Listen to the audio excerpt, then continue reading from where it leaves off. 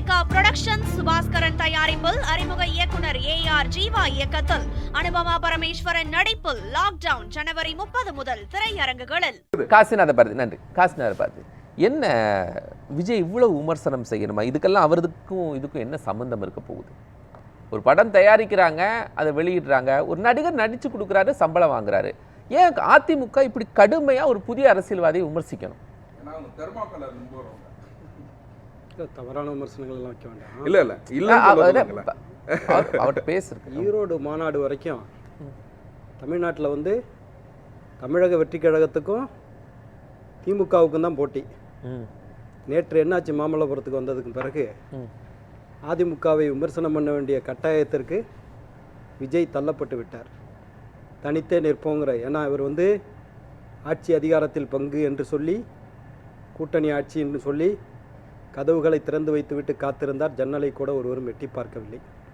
அதனால் இப்போ வேறு வழி இல்லாமல் தனித்து விடப்பட்டார்.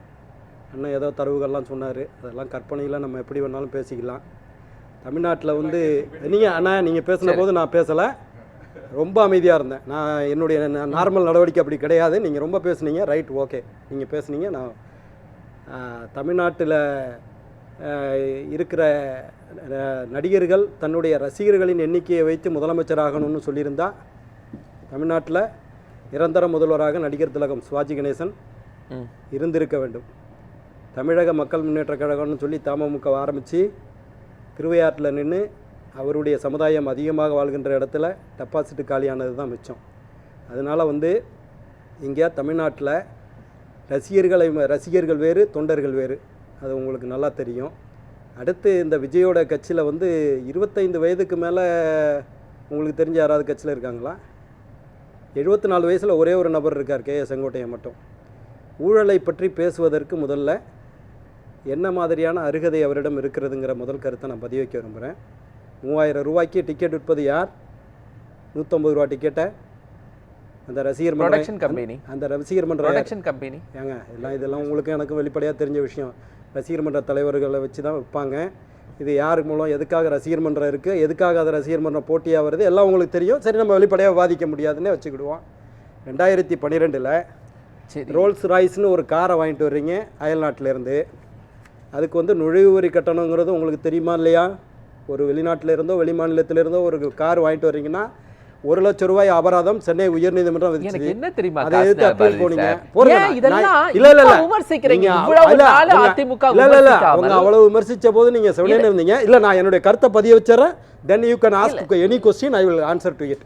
ஏன்னா ரோல்ஸ் ராய்ஸ் காருக்கு கட்டாமல் 1 லட்ச ரூபா அபராதம் சென்னை உயர்நீதிமன்றம் விதிச்சுது.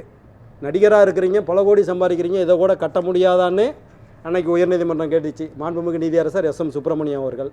அதற்கு அடுத்தது 2016 புலி படத்தில் 15 கோடி ரூபாயை ஏமாத்திட்டீங்கன்னு சொல்லி சென்ற வாரம் தான் ஆர்டர் ஆகிருக்கு. 1.5 கோடி ரூபாய் அபராதம் விதிக்கப்பட்டிருக்கு இன்கம் டேக்ஸை ஏமாத்தினதா சொல்லி. இப்போ நீங்கள் எதுக்காக அரசியலுக்கு வர்றீங்க? அந்த படத்தை நடித்து பல்லாயிரம் கோடியை குவித்து வைத்திருக்கிறதை காப்பாற்றிக் கொள்வதற்காக இன்றைக்கு அரசியல் களத்திற்கு வந்திருக்கிறீர்கள். நீங்கள் அந்த ஊழலை பற்றி யாரை வச்சு ஒரு நிமிடம் இல்லை ரொம்ப நீங்க அவங்களுக்கு 13 நிமிடம் கொடுத்துருக்கீங்க. யாரை நீங்க ஊழல் வழக்குல இவ்வளவு நாள் அதிமுக தெரியலையா? எங்களை எப்ப விமர்சிக்கிறாங்களோ அப்பதான் நாங்க விமர்சிக்கிறோம். எங்களை நேத்துக்கு தான் அவர் வந்து பேசுறாரு. நாங்க விமர்சிக்கிற போது தான் நாங்க விமர்சிக்கிறோம். நாங்க எந்த இடத்துலயும் வந்து தவறுகள் ஒரு நிமிடம் தன்னை விமர்சித்தால் மட்டும்தான் விமர்சிப்பீங்க அப்படின்னா இவ்வளவு நாள் விஜய் செய்தது தவறா தெரியல. அவங்க ஒரு பொருட்டே இல்லைங்க. நாங்க வந்து பிரதானமாக தீய சக்தி திமுகவை பற்றி தான் பேசிக்கிட்டு இருக்கிறோம். தமிழகத்துல ஒரு தன்னுடைய கூட்டணிக்கு வரும் அப்படின்னு எடப்பாடி பழனிசாமி விரும்பலையா? அவர் அதுக்கு முன்ன பேச்சுவார்த்தை நடத்திய போது ஊழல் சக்தியா தெரியலையா? அவர் பேச்சுவார்த்தை நடத்திய போது ஊழல் சக்தியா தெரியலையா? பக்கத்துல இருக்கிற செங்கோட்டையன் வந்து ஊழல் மறுப்பு பக்கத்துல இருக்கிற பக்கத்துல இருக்கிற செங்கோட்டையன் ஊழல் மறுப்பு சக்தியா தெரியுறாரா? பக்கத்துல இருக்கிற லாட்ரி மார்ட்டினுடைய மருமகன் ஆதவர்ஜுனா வந்து பேச்சுவார்த்தை நடத்துச்சான்னு எனக்கு தெரியாது. ஆனால் இதே அதிமுக EPS அவர்கள் கொடி பறக்குது, தங்கள் பக்கம் அவங்களா தன்னெழுச்சியா வந்தாங்க. சரி, நான் இதுக்கு காரணத்தையும் உங்களுக்கு சொல்லியிருக்கிறேன். நாங்கள் முதலிடத்திற்கு எப்பயோ 190 தொகுதியில் பிரச்சாரத்தை முடிச்சுட்டோம், எங்களுக்கு வெற்றி கூட்டணி வரப்போகுது. 2வது இடத்திற்கு கூட அந்த வார்த்தையும் சொல்லியிருக்கேன். விஜயகாந்த் அவர்கள் 2011 கூட்டணிக்கு அதிமுக கூட்டணிக்கு எதிர்க்கட்சியாக, பிரதான எதிர்க்கட்சியாக கூட திமுகவை வரவிடாமல் ஆக்கியதை போல 3வது இடத்திற்கு திராவிட முன்னேற்ற கழகத்தை தள்ளுவதற்காகத்தான் நாங்கள் விஜயை கூப்பிட்றோன்னு உங்கள் ப்ரோக்ராமில் நீங்கள் வேணால் போட்டு பாருங்கள், நான் பேசியிருக்கிறேன், நீங்கள் வேணால் போட்டு பார்த்துக்குங்க. நாங்கள் களத்தை யதார்த்தமாக கையாளக்கூடியவர்கள். என்ன இவங்கள மாதிரி லாட்ரி மார்ட்டினுடைய மருமகனை வச்சுக்கிட்டு நீங்கள் ஊழலை பற்றி பேசுகிறீங்கன்னா, இதை விட சாத்தான் வேதம் ஓதுறதும் கசாப்பு கடைக்காரன் அஹிம்சா வாதத்தை பற்றி பேசுகிறது மாதிரி தான் இந்த மாதிரியான விவாதங்கள். நான் என்ன கேட்குறேன், மக்களிடம் செல்லுங்கள். யார்கிட்ட சொல்கிறாரு? அந்த வந்திருக்கிற தொண்டர்கள்ட்ட சொல்கிறாரு. நீங்கள் எந்த மாவட்ட செயலாளர் வீட்டு கல்யாணத்துக்கு நீங்கள் போயிருக்கீங்க? நீங்கள் கட்சி ஆரம்பித்து 2 வருஷம் ஆச்சா எந்த ஒன்றிய செயலாளர் வீட்டு கல்யாணத்துக்கு போயிருக்கீங்க? எந்த மக்களை நீங்கள் சந்திச்சிருக்கிறீங்க? மக்களுக்கும் உங்களுக்குமான தொடர்பு என்ன? மொத்தமாக இந்த 2 ஆண்டில் எத்தனை ப்ரெஸ் மீட்டை நீங்கள் நடத்திருக்கீங்க? நேற்றைக்கு கூட வந்திருக்கிற தொண்டர்கள், ஒரு நிமிடம் இருங்க, நீங்க அரசியல் மயப்படுத்துங்கள், ஒரு நிமிடம் இருங்க, மக்களிடம் செல்லுங்கள், மக்களை சந்தியுங்கள். அண்ணா சொல்லிட்டு போயிருக்காரு அப்படின்னு அவர் சொல்றாரு. மக்கள்கிட்ட நீங்க முதல்ல போயிருக்கீங்களா? மக்களை சந்திச்சிருக்கீங்களா? நேற்றைக்கு அவ்வளவு 4000 தொண்டர்கள் வந்திருக்கிறாங்க. அவர்கள்ட்ட என்னத்துக்காக இந்த அரசியல் கட்சி, நான் யாருக்கும் பயப்படாதவன், ஏன் மூஞ்சி அப்படி பயப்படுற மூஞ்சா? கொடநாட்டில் அந்த படத்தை, தலைவா படத்தை ரிலீஸ் பண்ணுறதுக்கு 5 மணி நேரம் காத்திருந்துச்சு அந்த மூஞ்சி, நாங்கள் எங்களுக்கு ஞாபகம் இருக்குது. அதே போல் மாஸ்டர் படத்தை ரிலீஸ் பண்ணுறதுக்கு எடப்பாடியார் அவர்கள் இல்லத்தில் வந்திருந்த அந்த மூஞ்சி எங்களுக்கு ஞாபகத்தில் இருக்குது. அந்த 41 பேர் இறந்தபோது தப்பித்து பிழைத்து சார்ட்டர் பிரைட்டில் 72 நாட்கள் வீட்டை விட்டு வெளில வராமல் இருந்துச்சு, அந்த மூஞ்சி எங்களுக்கு ஞாபகம் இருக்கு. 15 நாட்கள் அலுவலகம் மூடப்பட்டு, 15 நாட்கள் அலுவலகத்தை மூடிவிட்டு காத்திருந்துச்சு, அந்த மூஞ்சி எங்களுக்கு ஞாபகம் இருக்கு. அரசியலுக்காக பேசுகின்றவர்கள் நாங்கள் கிடையாது. அன்னைக்கு அந்த 41 பேர் இறந்த போது கூட ஒரு நிமிடம் இருங்க, நீங்க எல்லாரையும் பேச விட்டீங்க, என்னகிட்ட மட்டும் நீங்க இன்டர்வியூ பண்ணிக்கிட்டே இருக்கீங்க. அதாவது 41 பேர் இறந்த அன்னைக்கு காலையில் திராவிட முன்னேற்ற கழகம் இந்த கட்சியை தடை செஞ்சிடலாமா, இந்த 41 பேர் இறப்புக்கு அவங்க தான் காரணம்னு பேசினாங்க. ஆனால் யதார்த்தமாக எடப்பாடியார் என்ன சொன்னார், அவருடைய மனநிலை என்னன்னு தெரியல. அப்படி நீங்கள் காரணம்னு சொன்னால் 50% அரசு இயந்திரத்திற்கும் 50% தான் அந்த ப்ரோக்ராம் அரேஞ்ச் பண்ணவங்களுக்கும் சொல்ல முடியும். யதார்த்தமாக கையாண்டோம். அதனால தான் தன்னெழுச்சியாக அவங்க தொண்டர்கள் எங்கள் இதில் நின்னாங்க. அடுத்ததாக தீய சக்தி திமுகன்னு பேசுறதுக்கு நீங்கள் எதுக்குங்க? ஏற்கனவே எம்ஜிஆர் பேசிவிட்டு சென்றது தான், அடுத்ததாக புரட்சி தலைவி அம்மா பேசிவிட்டு சென்றது தான், அடுத்தது எடப்பாடியாரும் நாங்களும் பேசி கொண்டிருப்பது தான். இந்த தீய சக்தியை பற்றி பேசுறதுக்கு நீங்கள் எதுக்கு? முதல்ல நாங்கள் கேட்குற கேள்வி. அடுத்ததாக மக்களின் நலன் சார்ந்து என்ன நீங்கள் சாதிச்சிட்டீங்க? ஒரு ப்ரெஸ் மீட்டை கூட நடத்துனதில்லை, மக்கள்கிட்ட நீங்கள் முதல்ல போனதில்லை.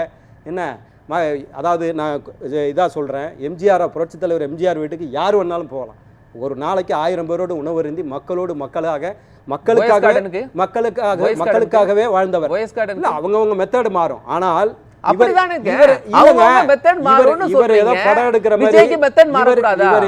எடுக்கிற மாதிரி எங்கேயோ வர்றாரு. அவர் தொண்டர்கள்ட்ட சொல்றாருங்க, நான் சொல்லலைங்க, ஒரு நிமிடம் இருங்க, நான் சொல்லலைங்க, மக்கள்கிட்ட செல்லுங்கன்னு நான் சொல்லலை. அவர் தான் அவங்க தொண்டர்கள்ட்ட சொல்றாரு. நீங்க போனீங்களான்னு நான் கேட்குறேன்.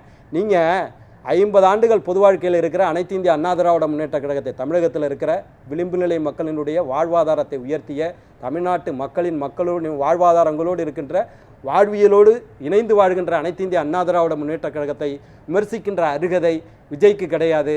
அடுத்து நான் இன்னொரு செய்தியை பதிய வைக்கிறேன். இங்கே இந்த திராவிட இயக்கங்களுக்கு மாற்றாக நோட்டாவுக்கு கூட போய் ஓட்டு போடுற நபர்கள் இருக்கிறார்கள். நான் அதுக்கு உதாரணமாக சொல்கிறேனே, மத்திய சென்னையில் தயாநிதி மாறனை எதிர்த்து மக்கள் நீதி மையத்தின் சார்பில் நாசர் அவர்களுடைய மனைவி போட்டிட்டாங்க. அவங்க பேர் எனக்கு ஞாபகம் இல்லை.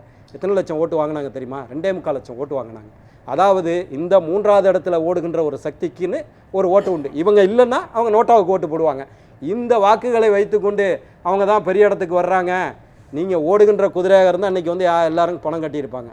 இது ஓடாது இந்த குதிரைங்கிறது தெரிஞ்சுக்கிட்டு தான் காங்கிரஸ் பணம் கட்டுறாங்களே சார். யாரு? காங்கிரஸ். அது ஒரு வாரத்துக்கு பேசுவீங்க. இவங்களை வச்சுக்கிட்டு பார்கெனிங், எனக்கு தெரிஞ்ச அரசியல் சிற்றறிவுக்கு இவங்களை வச்சுக்கிட்டு பார்கெனிங் பவரை திமுக கிட்ட உயர்த்திக்கிட்டு வர்றாங்க. சீட்டை கூடுதலாக வாங்க. எனக்கு தெரிஞ்ச வரைக்கும் என்ன பேசுறாங்கன்னு தான் சொன்னேனே தவிர எதற்காகன்னு சொல்லி போட்டு நீங்க ராகுல் மூளைக்குள்ள கார்கே மூளைக்குள்ள போய் விவரம் எடுக்க முடியுமா? இதெல்லாம் பேச்சு வருது. நான் கேட்குறேன். இல்ல பார்கெனிங்காக சும்மா ஆமா, வாட்டி சும்மா தான் செய்றாங்க. அப்படி ஒரு கருத்து Time இருக்கு. pass தான் பேசி- அப்படி ஒரு கருத்து இருக்கு. பார்கெனிக்கே வரலன்னா ம். ஐயா பேரத்திற்காக அதிகம் கேட்கிறாருன்னே வச்சுக்குவோம். ஆ. ஏன்னா திமுக கூட்டணி வலுவாக இருக்கிறது, அதனால பேரத்துக்காக கேட்காங்கன்னு வச்சுக்குவோம். அதாவது ஆனா இல்ல பேரத்துக்கே வரலன்னா கீழே இந்த தலைப்பை ஒட்டியே வந்துடுறேன். சரி, அக்கா அவங்க தமிழிசை பேரத்துக்கே அவர்கள் வரலைன்னா சொன்னது போல பலம். பூஜ்ஜியம் வந்து பூஜ்ஜியமா இருக்கிறதுக்கு பதிலாக 1க்கு பக்கத்துல வந்துச்சுன்னா 10ங்கிறது ஆகும். அதுதான் இன்னைக்கு நீங்க அனைத்து இந்திய அண்ணா திராவிட முன்னேற்ற கழக கூட்டணிக்கு, தேசிய ஜனநாயக கூட்டணிக்கு வந்தீங்கன்னா பிரதான எதிர்க்கட்சியா கூட விஜயகாந்த் அவர்களை போல வர முடியும். அப்படி இப்பவும் அழைக்கிறீங்க. அப்படி இல்லைன்னா காசிநாத பாரதி அழைக்கிறீங்க. அப்படி இல்லைன்னா 234 தொகுதியில நின்னு 10,000 to 15,000 ஓட்டு வாங்கி காசிநாத பாரதி விஜய் உட்பட அத்தனை பேரும் இவ்வளவு தோப்பாங்க. இதுதான் இங்க குற்றச்சாட்டை இருக்கிற சொல்லி எப்படி இல்ல சார் எனக்கு அழைக்க தெரிந்த முடியுது? சிற்றறிவுக்கு உள்ள அரசியல் ஞானம். என்ன எனக்கு தெரிஞ்ச கால்குலேஷனை நான் சொல்றேன். ஓகே.